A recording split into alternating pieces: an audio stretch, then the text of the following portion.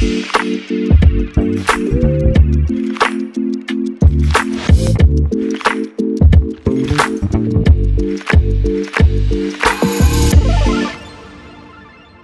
pemilihannya sih yang pasti kita bicara dengan Falcon ya. Karena Falcon kan pasti secara, saya ngeliatnya Falcon itu produser kita gitu.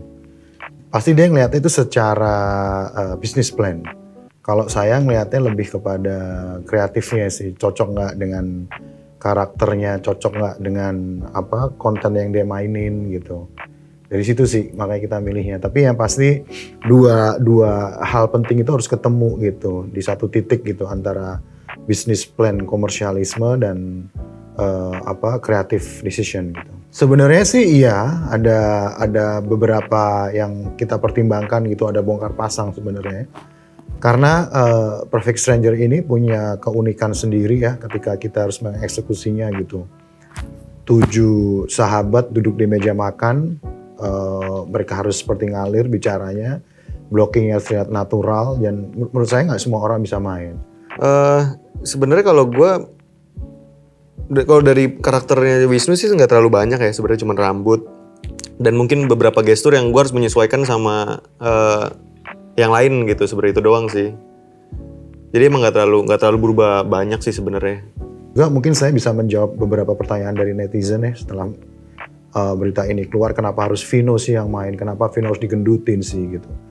Karena menurut saya totalitas Vino itu penting di film ini gitu, karena kalau saya sebetulnya aslinya kan sebetulnya karakternya memang karakter orang yang gemuk gitu kan. Saya juga nggak tahu maksudnya kenapa nggak cari orang yang gemuk aja untuk main di film ini gitu, kenapa harus saya. Dan kalau saya dengar memang sebelumnya memang sudah di casting beberapa cast atau aktor yang karakter fisiknya gemuk. Tapi saya nggak tahu apakah cocok dengan karakter Tomo atau enggak. Jadi akhirnya saya dicoba untuk untuk menjadi Tomo gitu. Dengan adanya Vino di situ tuh menambah value-nya dalam film ini sih gitu. Dan tentu saja kita mengambil keputusan itu tidak serta-merta main comot aja. Pasti lewat step-step yang kita harus research apakah prostetiknya udah bisa nyampe ke situ, apakah CGI-nya udah bisa, apakah kayak rambut, jenggot dan segala macam body double-nya juga bisa gitu. Pas lagi reading, saya udah disuruh naikin berat badan tuh waktu itu. Naikin berat badan sampai saya naikin 10 kilo sampai ke 12 kilo, tapi begitu pas di kamera tetap nggak kelihatan signifikan gitu, nggak kelihatan gemuk. Akhirnya tetap harus pakai tambahan prostetik gitu. Jadinya ya udah prostetik itu membuat saya jadi seperti di film itu, jadi tambun, jadi besar, jadi gemuk. Saya juga bertanya dalam diri saya sendiri gitu, kenapa kita nggak memakai aktor yang memang badannya emang sudah jadi, looknya udah jadi gitu. Tapi saya pikir kenapa enggak gitu. Kita ngeliat Christian Bale, kita ngeliat Eddie Murphy, kita melihat film-film Hollywood gitu. Dan saya rasa Indonesia udah saatnya sampai ke situ lah. Kayak Jessica Mila juga pernah dibuat lebih besar di salah satu judul film nasional gitu. Kalau aku berat badan aku sekarang kan 85, waktu di film Perfect Stranger ini berat badanku tuh 78, berarti sekitar 7 kilo.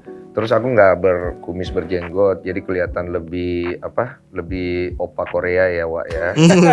Lebih muda ya. Terus jambulan, ya kayak waktu aku masih muda aja ya kan. Itu doang sih perubahannya. Mempermudah sih. Tapi sama ada kesulitannya juga nggak sih? Kayak di lokasi yang sama, berhari-hari, bosannya ada, ya kan? Dan waktu itu kan kita kayak ngerasa dejavu gitu nggak sih, di situ lagi, di situ lagi. Masing-masing beda. Kalau buat saya sih itu susah banget. Kalau buat saya ini jadi tantangan baru lagi di saya sebagai aktor gitu, karena bermain di satu lokasi, di satu ruangan dengan dialog yang sangat rapat, tapi ada 7 pemain ya. Ada 7 pemain di situ, harus punya ruang untuk ngasih yang lain main. Dan kita main, kadang-kadang kita jadi, kalau kita lengah, kita jadi malah nontonin mereka main. Kita malah lupa gitu dialognya. Beberapa kali saya kayak gitu tuh. Jadi sebenarnya gini, karena setting film Perfect Stranger yang ditulis sama Mas Alim ini butuh set sebuah apartemen yang kelas A+ ya. kita nggak mungkin syuting di sebuah apartemen yang A+ gitu, karena kita tahu pasti ininya pasti banyak lah, peraturannya pasti banyak, rendersnya pasti banyak, dan pasti apartemen seperti itu modelnya pasti di atas lantai 7, pasti lantai 9, 10, 11 ke atas gitu kan. Secara teknis juga, secara kabel, genset segala macam pasti merepotkan lah gitu. Nah, kita membangun studio itu karena juga memudahkan produksi yang pasti pertama, yang kedua juga lingkungan itu bisa kita kontrol. Jadi kayaknya ada, kalau dari segi set gitu, mungkin dari segi krunya mempermudah mereka karena nggak harus pindah-pindah set, nggak harus pindah-pindah kamera gitu. Kadang beberapa scene kita bisa run through. Tapi kalau dari sisi kitanya kadang dan agak sebagian besar bingung. kan chronological order kan, jadi kita kayak flow emosionalnya nggak lompat-lompat Nggak gitu. lompat-lompat. Biasanya kan kalau syuting kita bisa syuting ending dulu karena lokasinya di sini gitu. Jumping scene. Kalau ini kita kalau linear kan, lurus aja gitu kan, sesuai dengan urutan scene-nya. Gitu. Dan di situ juga karena unik juga cerita yang ditulis oleh Mas Alim ini, remake dari Perfect Stranger itu, kita mengalami beberapa kejadian dalam film ini gitu kan. Ada intrik, ada persahabatan, ada bergunjing gitu kan. Saya membagi ruangan itu menjadi 3 gitu. Jadi foyer, pintu masuk itu keakraban di situ terjadi. Kemudian ada ruang tamu, itu memang sedikit kita gelapin karena di situ nanti akan terjadi bantai-bantaian lah di endingnya gitu ya. Kemudian di ruang dining room itu memang kita bikin warm dengan lampu yang warm karena mereka memang bicara temen udah lama dari kecil gitu kan. Kemudian ada set kitchen itu juga kita bikin agak sedikit dingin rasanya karena di situ terjadi pergunjingan, terjadi gosip, terjadi segala macam gitu. Kemudian ada lagi itu di balkon itu kita buat agak sedikit temaram, agak sedikit gelap gitu kan. Karena di situ berhubungan langsung dengan bulan yang sedang mau purnama gitu. Jadi gerhana bulan bukan purnama. Iya, dan pace-nya juga kan pasti sulit. Kayak kita ngobrol kayak gini kan, aksi reaksi ini kan enak kalau dilihat dari satu kamera kan. Tapi kalau angle-nya berubah kan kita harus continuity-nya kita jaga, mood emosinya kita jaga. Terus kapan timing si ini ngomong apa, reaksi kita harus apa. Nah itu sulit banget. Menurut aku dengan ada di satu meja ada 7 pemain yang bermain itu sebenarnya sulit banget. Makanya jarang banget ada film Indonesia bikin film dengan konsep seperti itu. Karena tingkat kesulitannya tinggi banget. Direkturnya harus tahu gimana dia mengambil perspektif dari tiap angle-nya. Terus yang paling pasti sih sebenarnya kalau bukan mereka pemainnya, gue pikir filmnya nggak akan sebaik itu. Ya, jadi intinya apa? intinya challenging sih. Ada challenging juga kan. Tapi membantu para krunya. Iya. Tapi gue ngerasa kayak kita berapa lama sih, 3 minggu ya? Sebulan ya gitu. Around sebulanan ya kayaknya. Jadi on the one hand kayak ngerasa kayak ini emang prosesnya lumayan lama. Tapi karena kita bajunya itu mulu, lokasinya itu mulu, jadi kayak at the same time cepet ya gitu. Anyway, it's confusing. Ya. Jadi proses penulisannya memang untuk disebut satu draft tuh saya berapa kali untuk mereview balik, terus kemudian kayaknya tambahin di sini. Jadi memang kayak ngebangun konfliknya tuh kayak satu terus baru kemudian ada mana yang perlu diselipin plantingnya di awal, plantingnya di sini, kemudian nanti payoff-nya baru di belakang. Jadi kayak back and forth-nya beberapa kali sih untuk membuat skripnya dan dialog-dialognya gitu. Sulitnya adalah kita tidak nongkrong bareng di luar. Itu kita ngerasa banget kita harus ngebangun chemistry itu nggak gampang. Apalagi di sini masing-masing punya konflik pribadi. Ceritanya udah sahabatan lama gitu. Iya. Berumah tangga, ada yang baru nikah, ada yang nggak jelas hidupnya. Jadi ngebangun chemistry ini sulit. Udah gitu di meja makan ini kan kita berpasang-pasangan tuh sebenarnya yang nggak ada pasangannya Tomo doang. Itu kita harus bangun dulu chemistry dengan pasangan kita. Setelah itu kita bangun chemistry dengan yang lain. Nah itu tingkat kesulitannya kan gradasi emosinya juga harus bagus gitu. Gue pikir sih seperti yang gue bilang tadi, kalau pemainnya bukan Adipati Dolken, bukan Vino, bukan Clara Bernadette, bukan Jasmine, bukan Darius Nadine, gue pikir filmnya nggak akan enak ditonton gitu karena pace-nya itu cepet banget. Ketika mereka datang reading, saya justru minta ke mereka lupain skenario dulu. Jangan lihat skenario dulu. Saya bikin background dulu. Maksudnya kayak misalkan karakter Darius dengan Nadine Alexander gitu kan. Enrico dan Eva. Pasti mereka punya sejarah, pasti mereka punya hobi bareng, pasti mereka punya kesamaan kenapa ada ketertarikan jadi suami istri. Kemudian berapa lama sih kalian udah nikah, problematikanya apa, kita ngebahas itu dulu satu-satu tuh per couple gitu. Habis itu saya pisah dulu dan tidak dengan skenario dulu, cowok-cowoknya dulu nih karena mereka kan temenan dari SD kan, jadi saya lempar isu gitu, misalkan kayak isu apa gitu. Coba bayangin ketika tiba-tiba Enrico pertama kali ngajak Eva nongkrong sama kalian. Apa sih yang terjadi gitu? Udah mereka speak up, spontanitas gitu. Tentu saja berdasarkan karakter ya, tidak berdasarkan dunia real mereka, tapi berdasarkan karakter. Nah abis itu baru saya masukin pertama Eva dulu. Karena kan Eva pertama kali masuk geng itu kan gitu. Kemudian baru Imelda, baru si siapa namanya Kesha gitu. Nah setelah mereka istilahnya udah chemistry-nya udah jadi, baru saya mulai buka skenario gitu dan kita ngebedah gitu kira-kira apa sih. Kalau aku sih, kalau aku kan di sini karakternya yang paling baru masuk ke dalam grup ini, jadi dan paling muda, benar. Jadi aku mungkin kalau yang aku lihat masih banyak kayak peres-peresnya, bisa dibilang kayak ya adalah sugar coating, berusaha untuk diterima sama dua perempuan ini gitu, dan jaimnya masih ada. Jaimnya masih ada, masih belum jadi diri Kesha yang sesungguhnya ketika ketemu sama mereka gitu loh. Kayaknya setiap persahabatan, setiap pertemanan tuh pasti punya ceritanya sendiri-sendiri sih. Ada cerita yang keungkap, ada cerita yang nggak keungkap gitu, dan pasti ada lah kayak gitu. Pasti ada. Cuman maksudnya cerita film Perfect Strangers ini tuh kayak gambaran bahwa ya lo sesama sahabat pun pasti ada sesuatu yang nggak lo ceritain semuanya gitu. Tapi gimana pun juga seperti di ending film ini ya sahabat adalah tetap sahabat gitu. Mau ada intrik di balik apapun ya tetap sahabat itu nggak segampang itu lo mau hancurkan tuh nggak segampang itu. Even buat karakter aku sendiri, untuk udah kenal lama sama karakternya Nadine tuh ukurannya aku ngerasa juga nggak sedekat itu kita. Kita tuh kayak ada mutual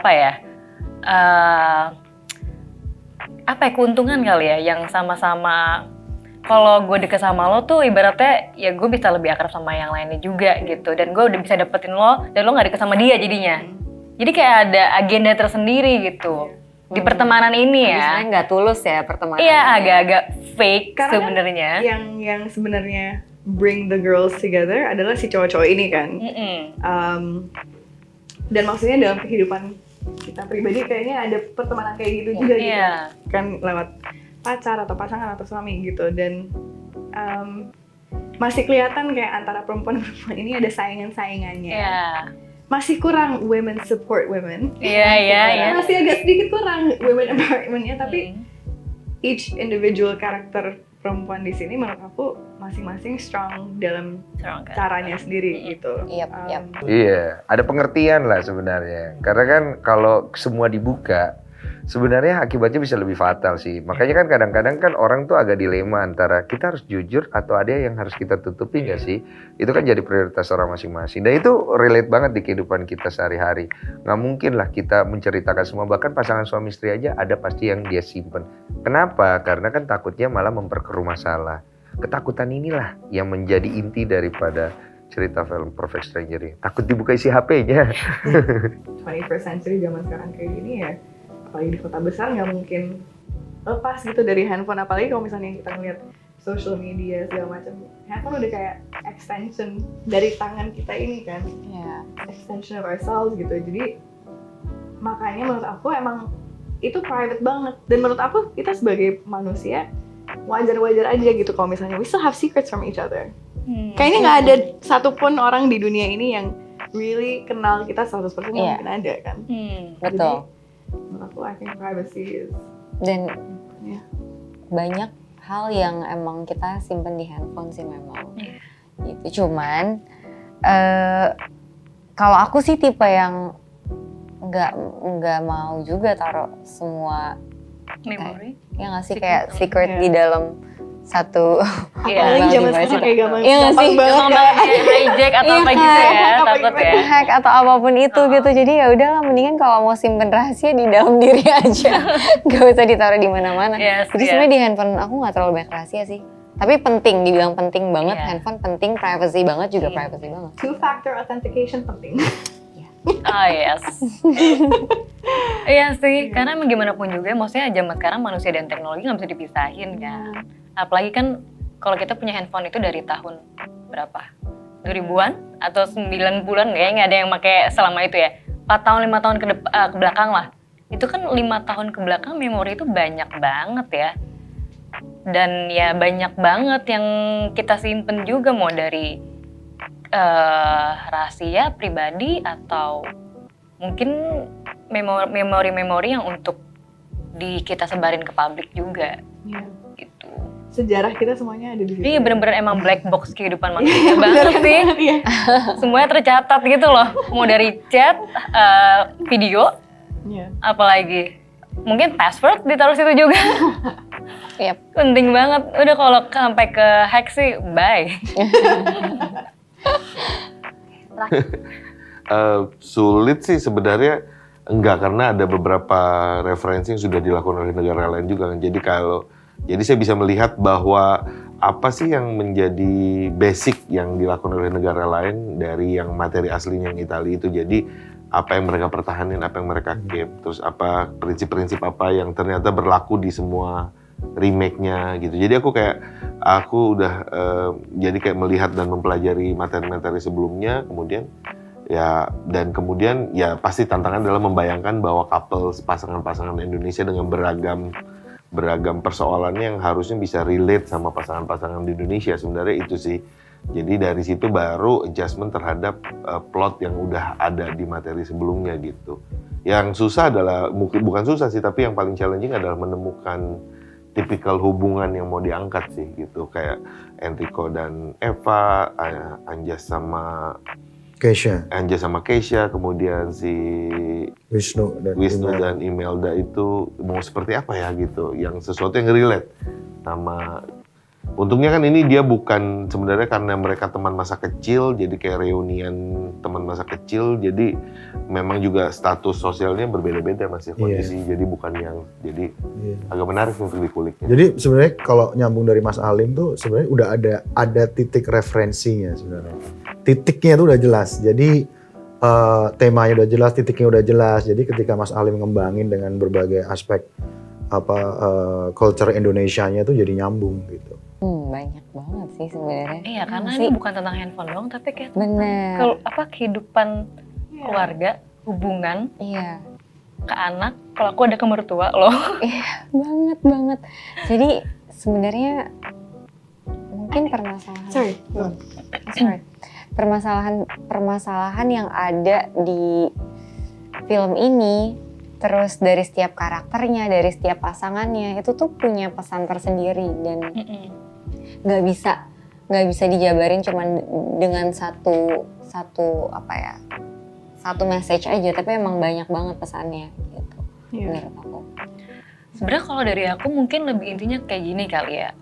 Ya gimana pun juga handphone kita itu menjabarkan kehidupan rahasia kita, pribadi kita, dan publik kita gitu. Yang mungkin memang itu harus dijaga banget. Dan kedua, somehow si handphone itu media kita untuk mungkin kalau hubungan ke orang lain adalah kita lebih trust each other aja sih, nggak usah kepoan yang apa ya? Iya, maksudnya kalau mau menjaga itu gitu ya. Tapi kalau mau face the reality gitu, bahwa ada some secrets di dalam itu ya, is okay juga. Tapi kalaupun enggak ya udah mendingan ini ada keep it close, keep it close. Keep it close. Can you handle? Ya makanya kan, can you handle the truth? Kalau lo bisa handle it, ya silakan lo buka. Maksudnya kan kalau nggak mending keep it close aja gitu kayak gini deh. Udah lo tipe orang yang mendingan jujur tapi pahit atau mendingan bohong tapi manis aja. Kalau gue sih mendingan jujur tapi pahit gitu. Jadi gue dan kalau misalkan ngomongin masalah udah kan di sini kan semuanya udah menikah gitu ya. kayaknya harusnya Oh iya, sebenarnya di sini semua udah menikah. Gue mikirnya maksudnya in real life atau enggak karakter? dong. Oke. di karakter. Oh iya, di karakter gue kayak tapi Mila. Tapi kan kayak jelas antara pasangan ini kayak antara suami istri semuanya punya rahasia masing-masing yang sebenarnya bikin hubungan pernikahan itu jadi nggak sehat kan? Iya. Sebenarnya. Jadi ya nggak tahu ya, kalau menurut aku sih salah satu message-nya adalah ya kalau sama pasangan kalau bisa jangan sampai ada rahasia. Iya. Terbuka lah ya. Terbuka. I think sebenarnya ini aku juga baru sadar kemarin pas kita nonton di premiernya gitu. One thing I realize itu menurut aku film ini juga tentang apa yang kita rela lakukan demi cinta gitu kan. Oh, yeah. What are you willing to accept dari partner masing-masing demi just for love gitu kan. Dan belum tentu setiap pasangan itu matching gitu. Jadi mungkin apa yang dilakukan oleh pasangannya demi cinta itu mungkin belum tentu diterima oleh pasangannya juga. You know what I mean? Kayak